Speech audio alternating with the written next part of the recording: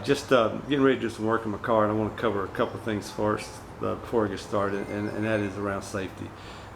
Just please be very careful when you're working on cars, especially, you know, there's just lots of areas that can cause problems. One thing you want to make sure is, you know, never depend upon your jack to hold up a vehicle. Get you some jack stands. I happen to have 4 of these. They're 3-ton jacks, and I probably use more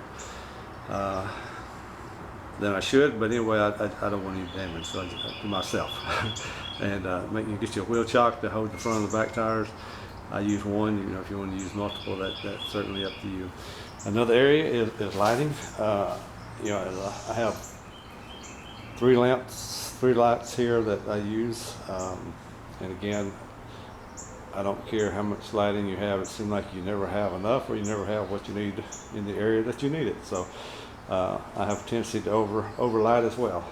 Another area for safety, you know, hearing protection, especially if you got air equipment, you know, that can make a lot of noise. You might want some kind of hearing protection. Certainly you want eye protection as well at all times, and gloves. I use these nitrate throwaways, and I'll usually put another pair on with them just to help with the gripping piece of it. And but anyway, it's keep all the. Okay, just a quick update. Show you got it all apart. There's the tie rod off. Got the spindle nut off. The only thing I forgot to mention was this ball joint down here. If you have not had the ball joint off of that control arm in a long time, more than likely it's going to be a beast to get off of there.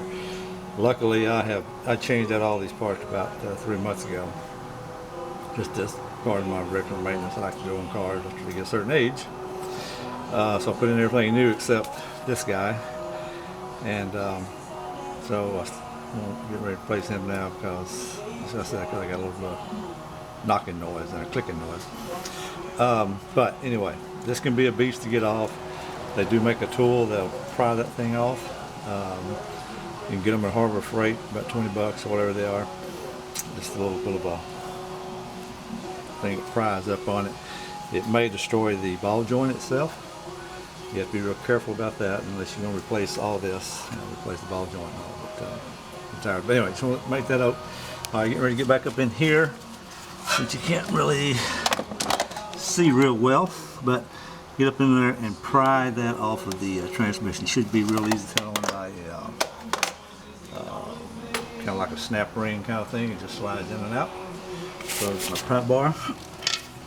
This gizmo here, and then get it up under there and pry it off. Alright, so here we are up under where it goes into the transmission. So what you want to do is just get a pry bar right there and then pry that out. Okay, push it toward the end of the car, right toward the top where the tire area would be, and then that will slide off of there. Okay, so that's what you're trying to get off there, and it should just pop right out. If it's like the passenger side, it will just slide right out. Okay? Alright, it's always a good idea to make sure your parts are identical. I will tell you, you can find these things a whole lot cheaper aftermarket. Don't waste your time, because I put a aftermarket one on the passenger side. They do not come with this vibration piece here on either one of them. As a matter of fact, none of them do that I could find. And that thing never fit right at all.